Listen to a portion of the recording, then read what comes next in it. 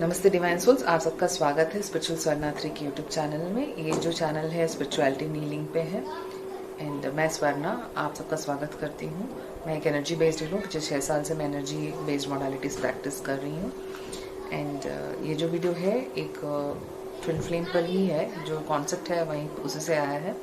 कुछ phone calls थे जिसके बेसिस पे मैंने सोचा कि मैं एक वीडियो बना दूँ। Who's reality is it, twin flame reality और अदर रियलिटीज़।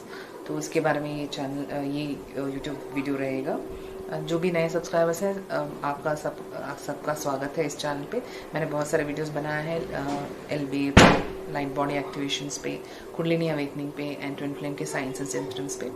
आप उन सबको देख सकते हैं एंड आपको अगर अच्छा लगे तो आप शेयर भी कर सकते हैं। जो भी पहली बार ये मेरा वीडियो देख रहे हैं, आप दूसरे चैनल पे दूसरे भी सारे वीडियोस देखिए, कम्युनिटी पोस्ट देखिए। अगर आपको अच्छा लगता है तो आप लाइक शेयर सब्सक्राइब कर सकते हैं। तो आज का जो वीडियो है, मैं कुछ कॉल्स आए थे मेरे को क्वायरी के लिए, because I do twin flame coaching also. तो अगर anybody is interested they can approach me by writing a mail on acusvarna@gmail.com। इसका आपको ईमेल आईडी आपको नीचे मिल जाएगा डिस्क्रिप्शन बॉक्स पे।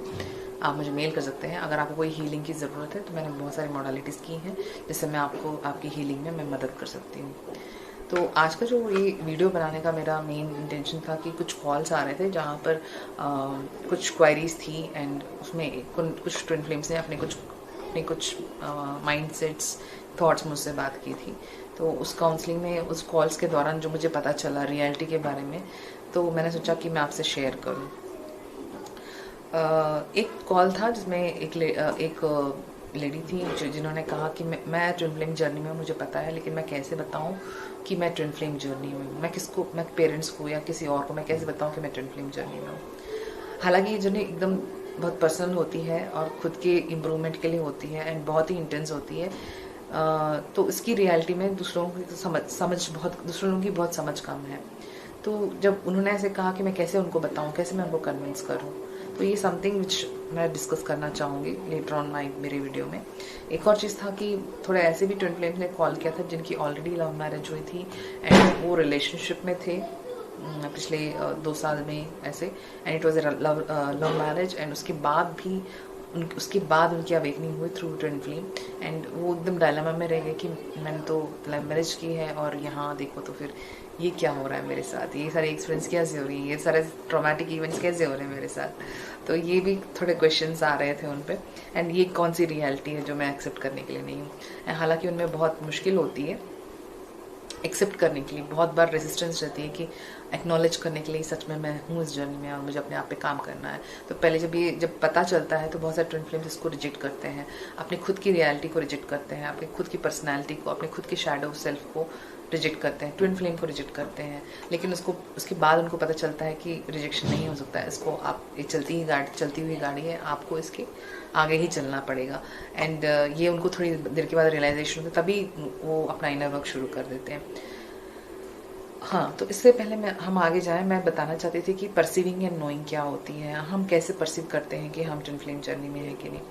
हालांकि इस बीच में मेरे 2 दोस्तों ने मुझे फ़ोन किया और बताया कि उनके लाइफ में 3-4 लोग हैं जिनको वो बहुत डीपली कनेक्ट करते हैं। तो वो पूछ रहे थे कि क्या वो मेरा ट्विन फ्लेम हो सकता है या ये मेरी ट्विन फ्लेम हो सकती है। तो ये कैसे पता करें? पता करना एक ही है कि आप खुद ही पता कर सकते हो और कोई बता नहीं सकता कि आपके ट्विन फ्लेम कौन है, क्योंकि जो आपकी ट्विन फ्लेम की जो आपकी कनेक्शन होती है, आपकी जो नोइंग होती है, वो सिर्फ आप ही को पता होता है। ये परसीविंग एंड नोइंग होती क्या है?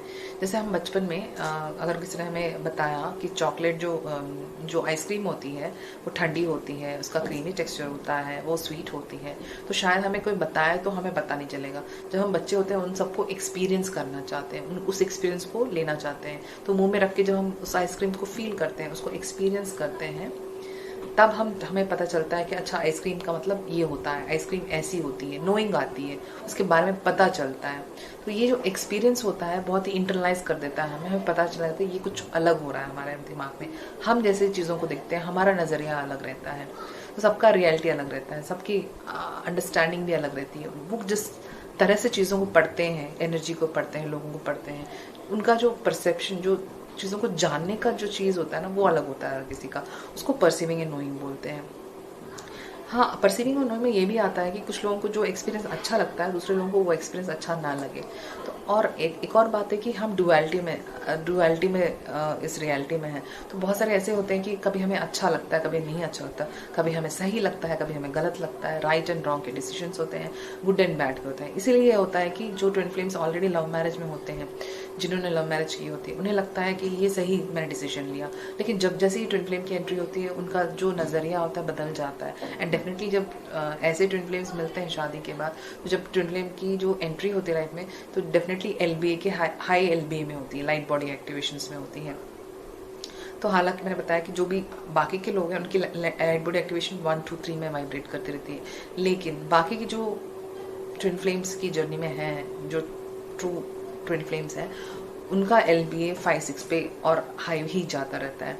तो उनकी नोइंग अलग होती है, उनको चीज़ों को पढ़ने का तरीका अलग रहता है, एक्सपीरियंस करने का चीज़ों का अलग रहता है, जो शायद LBA 1 में जो है वो जानते नहीं है। वो एकदम रिजिड फॉर्म में रहते हैं, एकदम डार्क से ऑपरेट करते रहते हैं, जो LBA 1 2 3 में रहते हैं। तो उनको समझ में नहीं आता कि ये ट्विन है क्या, क्योंकि उनको डार्कनेस से ऑपरेट करते हैं। तो उनको ज़्यादा सेक्सुअलिटी में चीज़ों को सिर्फ सेक्सुअलिटी के बेसिस पे और मॉनिटरी बेनिफिट्स के बेसिस पे, मैनिपुलेशन एंड कंट्रोलिंग के बेसिस पे उसको वो पढ़ते हैं। लेकिन बाकी जो लाइट बॉडी की एक्टिवेशन में हाई रहते हैं, उनको एनर्जी की जो बैकग्राउंड होती है वो भी उनको ठीक से पता चलता है, वो रीड कर पाते हैं एनर्जी को, वो चीज़ों को समझने में काफ़ी बेहतर होते हैं। तो अगर आप ट्विन फ्लेम रिलेशनशिप में हैं, तो आप जो एक्सपीरियंस कर रहे हैं, शायद वो आप किसी से शेयर करें तो वो शायद आपको समझ ना पाए, क्योंकि उन्होंने वो चीज़ें एक्सपीरियंस नहीं की हैं जो आप कर रहे हैं। और ये जो एक्सपीरियंस होती हैं, जो ये सब चीज़ें जो होती हैं, वो लॉट बेस्ड होता है उनकी कल्चर पे, उनके अपब्रिंगिंग पे, उनकी जो एनवायरनमेंट रहती है उस पर भी डिपेंड रहता है। तो जो परसीविंग एंड नोइंग की चीज़ें हैं, ये भी चेंज होती हैं उनकी एनवायरनमेंट एंड कल्चर के बेसिस पे। इंडिया में बहुत सारे ट्राइबल कम्युनिटीज़ हैं, और उन ट्राइबल कम्युनिटीज़ में मेरे एक सोल ब्रदर हैं, जो एक्चुअली उनके पापा रूरल मैपिंग एंड प्लानिंग में काम करते हैं, गवर्नमेंट के ऑर्गेनाइजेशन में, जहाँ पर जो ट्राइबल्स होते हैं उनकी अपलिफ्टमेंट के लिए उनकी जो एरिया, जो फॉरेस्ट एरिया होता है, उसको मैप किया जाता है। एंड उनको बेटर सर्विसेज प्रोवाइड करने के लिए उन्हें मदद दी जाती है एज अ ह्यूमैनिटेरियन ग्राउंड पे। तो मेरे जो सोल ब्रदर हैं, उन्होंने मुझे एक ट्राइबल कम्युनिटी के बारे में बताया था। उस ट्राइबल कम्युनिटी के बारे में बताया था कि वहाँ जो रिचुअल्स होते हैं वो थोड़ा डिफरेंट रहते हैं, स्पेशली रिलेटेड टू मैरिजेस। तो जब उन्होंने मुझे बताया तो मैं थोड़ा सरप्राइज हुई थी उस वक्त, लेकिन they are very right in reading the energy. तो वो जो ट्राइबल्स हैं उनको पता है, they know the energy, they perceive the energy, perceive कर पाते हैं। तो उनका जो कम्युनिटी का जो रिचुअल है वो ऐसा है कि शादी से रिलेटेड, कि अगर दो कपल्स को, एक पेयर को अगर साथ में रखा जाए एंड उनको ऑब्जर्व किया जाता है कि वो कैसे रिएक्ट करते हैं एक दूसरे के साथ, फिजिकल इंटीमेसी में कैसे कंपैटिबल है कि नहीं, वो झगड़ा करते हैं या फिर बहुत हार्मोनी में रहते हैं, उनको ऑब्जर्व किया जाता है। तो 2-3 महीने उनको ऑब्जर्व किया जाता है कि वो कैसे रिएक्ट कर रहे हैं। अगर उन दोनों में कंपैटिबिलिटी नहीं बनती है, वो झगड़े करते रहते हैं एंड एनर्जी मैच नहीं होती है उनकी, बिकॉज फिजिकल इंटीमेसी में भी एनर्जी एक्सचेंज होता है। तो अगर उनमें एनर्जी एक्सचेंज में अगर वो कंपैटिबल नहीं है, तो उस पेयर को फिर से फ्रेम किया जाता है किसी और पर्सन के साथ, तो एक और नया कपल बनता है। तो उसमें उनकी एनर्जी रीड की जाती है। अगर वो फिर से वो कंपैटिबल हैं, अगर उनकी एनर्जी प्रॉपरली कम्युनिकेट करती है, they understand and know each other properly, जब तक ये फाइनल अंडरस्टैंडिंग नहीं आ जाती उनमें, तब तक उनकी मैरिज सेरेमनी या रिचुअल्स नहीं होते हैं उसका कम्युनिटी में। तो ये बड़ी सरप्राइजिंग चीज़ थी, लेकिन बहुत अच्छी बात है, क्योंकि दे know the energy is beyond bodies. उनको पता है कि जो एनर्जी होती है बॉडी की वो अलग होती है। एंड वो ऐसे नहीं कि कैस्ट सिस्टम में, जो इंडिया में हमारे कैस्ट सिस्टम, एजुकेशन सिस्टम या स्टेटस के बेस पे जो शादियाँ चलती हैं, वो मैरिजेस नहीं है, क्योंकि ये एनर्जी बेस पे नहीं चलती है, क्योंकि ये एनर्जी रिलेशनशिप होता है एंड डीप रिलेशनशिप होता है। अगर आपने स्टेटस के उसके हिसाब से अपने बिजनेस के अकाउंटिंग में सोचा कि हाँ ये इससे करेंगे तो ये शादी एक बिजनेस की तरह आगे बढ़ेगी, ये सब करेंगे, तो शायद ये सही नहीं है, क्योंकि उसमें एनर्जीज की रीडिंग नहीं होती है। लेकिन ये ट्राइबल कम्युनिटी में they read the energies and they make the couples based on their energy compatibility. तो ये था। तो ये चीज़। एंड एक और आइलैंड है जो अंडमान निकोबार के पास है, जहाँ पर एक इंडिया से बहुत सारी शिप्स गई थी गवर्नमेंट के साइड से, जहाँ पर उन लोगों के कल्चर को रीड करने के लिए, उनके जो कस्टम्स हैं, उनकी जो रिसोर्सेस हैं, उनको जानने के लिए इंडिया की गवर्नमेंट बहुत ट्राई किया, लेकिन उन आइलैंड से उनको कोई सपोर्ट नहीं मिला।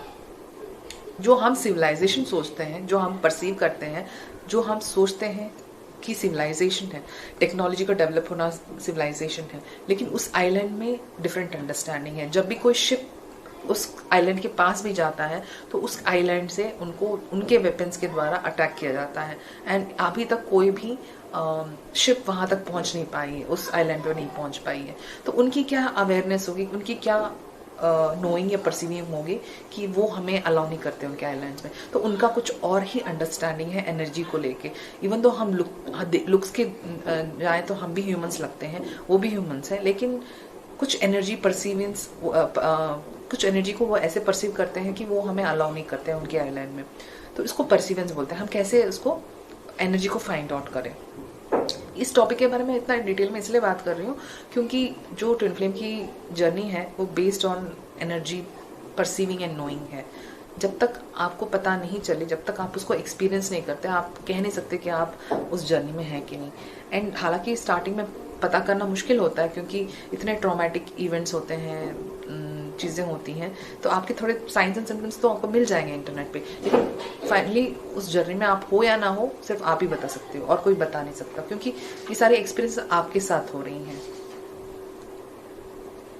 एंड जब आपको एनर्जी की परसीवेंस आती है, आप जानने लग जाते हो चीज़ों को, तब पता चलता है कि आपकी रियलिटी अलग है। आप जो सोचते हो, आपके साथ जो एक्सपीरियंस हो रहा है वो अलग है, और जो बाकी के लाइफ में, बाकी के लोगों में जो परसीवेंस है उनका जो रियलिटी है वो अलग होता है, क्योंकि वो इन एक्सपीरियंस से होके नहीं गुजरते, तो उनको पता भी नहीं है कि क्या चल रहा है आपके साथ। सो बहुत बार क्या होता है कि ट्विन फ्लेम की जर्नी को बाहर से नहीं समझा जा सकता, उनको एक्सपीरियंस करना होता है। एंड हालांकि ये जो एक्सपीरियंस है ये सबके लिए नहीं है, most of the times it's not for everybody. And कुछ लोगों के साथ ही ये सारी चीज़ें होने लगती हैं। जो आसपास के लोग हैं मोस्ट ऑफ द टाइम्स क्या करते हैं, क्योंकि उनको समझ में नहीं आता ये लोग किस लिए इस तरह बिहेव कर रहे हैं, एक पर्सन के बारे में, एनर्जी के बारे में ऐसे बातें कर रहे हैं, क्योंकि कहीं पर भी वो भी डार्कनेस से ऑपरेट करते हैं। They don't want the LB to race. तो क्या करते हैं वो ज़्यादातर आपको ब्लेम में डालते हैं कि आप सही नहीं हो, आप गलत हो, आप रॉन्ग हो, आप जो कह रहे हो पागलों की तरह कह रहे हो। बहुत सारा शेम डालते हैं, आप ये हो वो हो, they name you and guilt instil करते हैं आपके अंदर, गिल्टी फीलिंग कराते हैं, आप पे गुस्सा करते हैं, आपको कंट्रोल करते हैं। नार्सिसिज्म की जो क्वालिटीज़ हैं वो सब आप में दिखाते हैं, क्योंकि वो हमारी अवेयरनेस में, वो ट्विन फ्लेम की अवेयरनेस में नहीं रहते हैं। तो उनकी अवेयरनेस कम रहती है, तो वो परसीव नहीं कर पाते एनर्जीज को, ये क्यों हो रहा है नहीं समझ पाते। वो सिर्फ स्टेटस और थर्ड डायमेंशन की जो रियलिटी को माइंड में लेके चलते हैं ना, उसी पे वहीं से वो ऑपरेट कर रहे होते हैं, तो उनको पता नहीं चलता है। And most of the time they are also not aware कि वो क्या कर रहे हैं, क्योंकि डार्कनेस ने उनको ऑक्यूपाई किया होता है। एंड कुछ हद तक ये भी है कि जो वो कर रहे हैं उसका जो इम्पैक्ट है आप पे, कि आप स्पिरिचुअली ग्रो करोगे, आप स्पिरिचुअली आगे बढ़ोगे, क्योंकि उनकी जो बातें हैं, उनका जो बिहेवियर है चाबुक की तरह हमारे सोल पे पड़ने लगता है। तो क्या होता है कि हम अपने आप पे, शैडो सेल्फ पे काम करना शुरू कर देते हैं। अगर आप काम करते हैं, इनर वर्क करते हैं, प्रॉपरली आपकी हीलिंग करते हैं, ट्रॉमास को हैंडल करना जानते हैं, आपकी कॉन्शियसनेस पे आप इन्वेस्ट करते हैं, तो डेफिनेटली आपका इनर वर्क बहुत स्ट्रांग बन जाता है। एंड उसके कारण क्या होता है कि आपका जो रिलेशनशिप है, जो ट्विन फ्लेम का रिलेशनशिप है, वो आगे जा सकता है and it will go towards light. And ये जो बॉडी है ये एक वेसल है आपकी सोल, आपकी बीइंग को रखने के लिए। तो आप आपकी सोल जब इस वेसल को ऑक्यूपाई करके रखती है, तो जब भी लाइट बॉडी एक्टिवेशंस होते हैं, जब भी आप आगे अपनी जर्नी में बढ़ते जाते हैं, तो जो आपके जो इंस्टिल होती है, जो लाइट जो इंस्टिल होती है आपके बॉडी के द्वारा, बाकी सबके जो अर्थ में हैं, जो लोग हैं, उनको पहुंचती है। जाने अनजाने में आप उन सब की मदद कर रहे हैं। तो आपका जो बॉडी है वो बहुत सारी सेलुलर मेमोरीज में चेंजेस में होता गुजरता है, बहुत सारे it peels of all the layers of ignorance, बहुत सारी इग्नोरेंस बाहर निकलने लगती है। तो क्या होता है कि बॉडी पेन्स होते हैं, जो भी सिम्टम्स होते हैं लाइट बॉडी एक्टिवेशंस के, दर्द करता है बॉडी, आपकी जो मेंटल जो कैपेबिलिटी होती है बहुत ज़्यादा कुछ चेंज होने लगता है, आपकी ईगो डेथ होने लगती है, आप dark night of the soul, जो बहुत ही डिप्रेसिंग स्टेट ऑफ कॉन्शियसनेस होता है, आप जाते हो उसमें जाके आप डार्कनेस से फिर आप लाइट की तरफ आते हो। आपका जो सोल शॉक मिलते हैं आपके अपने कार्मिक पार्टनर से, नार्सिसिस्टिक पर्सनालिटी पीपल से, आपके खुद के ट्विन फ्लेम्स के ट्रिगर्स से आपको बहुत सारी चीज़ें, ट्रॉमा ड्रामा होता है जिसके कारण आप डिप्रेशन में जाते हो। एंड वहाँ से आपको इनर वर्क करके you have to raise back like a phoenix की तरह आपको बाहर आना पड़ता है। एंड तब आपकी असेंशन होती है। जो आपकी फैमिली है, जो आपके आसपास के लोग हैं, उनकी लाइट बॉडी एक्टिवेशन इतनी हाई नहीं है कि वो समझ पाए कि आपके साथ क्या चल रहा है, आपके साथ क्या हो रहा है, आपको क्यों ट्रिगर किया जा रहा है, आप इस जर्नी में क्यों हो, क्यों ये एक पर्सन आपके लिए इतना इम्पोर्टेंट है, क्यों वो एक पर्सन की एनर्जी आपसे इतनी कंपैटिबल है। ये जो बातें हैं ये उनको समझ में नहीं आएंगी जब तक वो खुद एक्सपीरियंस ना करें इन चीज़ों को। और उनके बारे में अगर ज़्यादा बोलें भी तो शायद वो पागल कहेंगे, आपको साइको कहेंगे। एंड क्योंकि उनको ये सब बातें, एनर्जी की बातें समझ में नहीं आती। उनको हीलिंग क्या है, आपकी क्या है, डिप्रेशन क्या होता है। डिप्रेशन तो नाम सुना भी नहीं होगा बहुत सारे लोगों ने, तो ये सब होने लगता है। एंड जो इंटेंसिटी होती है बहुत ही हाई होती है। एंड इसके साइंस एंड सिग्नल्स भी बहुत ज़्यादा हाई होते हैं। एंड जो आप परसीव करते हैं ज़रूरी नहीं है कि वो भी उसी तरह से परसीव करें। एंड जब आप रियलिटी में फिट करना चाहें कि आप ट्विन फ्लेम की रियलिटी में हैं, 3D की रियलिटी में हैं और आप कंफ्यूज्ड हैं, तो आप अपने आप को टाइम दीजिए, अपने आप को टाइम देके अपने आप पे वर्क कीजिए। तो अपनी अवेयरनेस को हाई लेके जाइए, तब आपको समझना लगेगा क्यों हो रही चीज़ें, पजल्स ओपन होने लगेंगे आपके लाइफ में। यूनिवर्स क्या करता है, आपको सपोर्ट भी करता है। एंड आपकी जो सिग्नल्स एंड साइंस है उसको इंटेंसिफाई करेगा, एंजल नंबर्स दिखाएगा, कोट्स दिखाएगा, गाने दिखाएगा। आपको पता नहीं कहाँ से सिम्बल्स एंड साइंस आने लगेंगे, आपके मैसेजेस आने लगेंगे, लोग कनेक्ट होंगे आपसे जो उसके बारे में बात करते हैं। कुछ ना कुछ होगा जो आपको कनेक्ट कराएगा। आपके जो क्लोज फैमिली, जो कार्मिक के जो फैमिली मेम्बर्स होते हैं, वो ज़्यादा से ज़्यादा आप में ब्लेम, शेम, गिल्ट, रिग्रेट, ये मैडनेस वाली चीज़ें सब इंस्टिल करेंगे ताकि आप लाइट की तरफ ढूंढते हुए आपको निकलना पड़ेगा। ये फोर्सफुली वो आपको करते हैं ताकि आपका सपोर्ट सिस्टम निकालते हैं, आपको हाउस अरेस्ट करेंगे, कुछ भी करेंगे, वो सब करेंगे because your awareness has to move forward. आप अपने कॉन्शियसनेस को चूज करना है और आपको इससे आगे बढ़ना है। जब आपकी ऐसी सिचुएशंस आ रही होती हैं तो आपको ज़्यादा से ज़्यादा क्या करना है कि ट्विन फ्लेम की जर्नी में जो है जैसे आपको रेजोनेट होता है, आप उनसे कनेक्टेड रहिए। ताकि जब उनसे कनेक्टेड रहते हैं तो आपका क्या होता है कि आप एक सोल फैमिली से कनेक्टेड हो जाते हैं। तो आप जो होके गुजर होते हैं, मोस्टली मोर देन 90% सारी चीज़ें एक ही चीज़ें होती है। सबको एक ही तरह की जो सिचुएशंस होती है। हालांकि उनकी जो सेंसेशन होती है, जैसे कि जो एक्सपीरियंस होती है वो बहुत पर्टिकुलर होती है, लेकिन जब ओवरऑल में देखा जाए तो एक्सपीरियंसेस जो होती हैं अवेकनिंग की वही होती है। तो एक और ट्विन फ्लेम से जब आप बात करते हैं तो आपको समझ में आता है क्या चीज़ें चल रही हैं, आप उसको रेजोनेट कर पाते हो। ऐसा भी है कुछ लोग जो दोस्त, मैंने कहा कि वो फिट करना चाहते हैं अपने आप को ट्विन फ्लेम की जर्नी में। ज़रूरी नहीं है कि आपका ट्विन फ्लेम इस अर्थ प्लेन में ही हो। कभी कभी क्या होता है, ट्विन फ्लेम्स दूसरे प्लेन्स, डायमेंशंस एंड रियलिटी से भी वो आपको हेल्प करती हैं।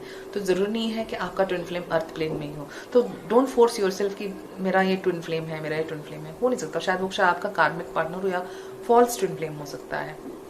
तो ये आपको समझना पड़ेगा, जानना पड़ेगा खुद को, अपने आप अंदर जाके, बाहर से नहीं। एंड ये सब मिरर सोल्स होती हैं, जो ट्विन फ्लेम्स होते हैं मिरर करते रहते हैं आपकी शैडो सेल्फ को, ताकि आप अपने आप पे वर्क करो और आगे बढ़ो। सो इस पे आपको ध्यान देना पड़ेगा।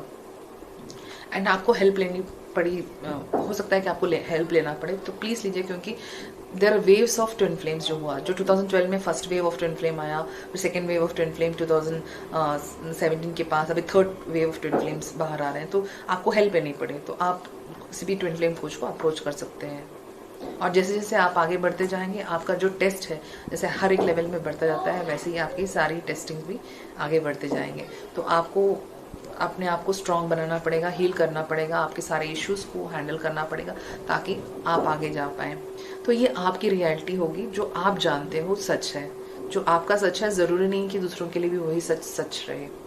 तो ऐसे मत जाइए, आर्ग्यू मत कीजिए किसी से, क्योंकि वो समझेंगी भी नहीं कि क्या हो रहा है हम आपके साथ। तो आपकी जो रियलिटी है टोटली डिफरेंट रहेगी। ओके, तो आपको उस पर फोकस करना पड़ेगा। आपको कोई भी बचा सकता है, वो तो सिर्फ आप ही का इनर वर्क होता है। तो अपने आप के इनर वर्क पे फोकस कीजिए और जानिए क्या क्या शैडो सेल्स हैं जिस पे आपको वर्क करना है और कौन कौन सी चीज़ें एरिया में आपको मदद चाहिए। And definitely I will be there to help you. आप मुझे कभी भी अप्रोच कर सकते हैं, email me at acuswarna@gmail.com। अगर आपको ये वीडियो अच्छा लगे तो like share and subscribe and anything you can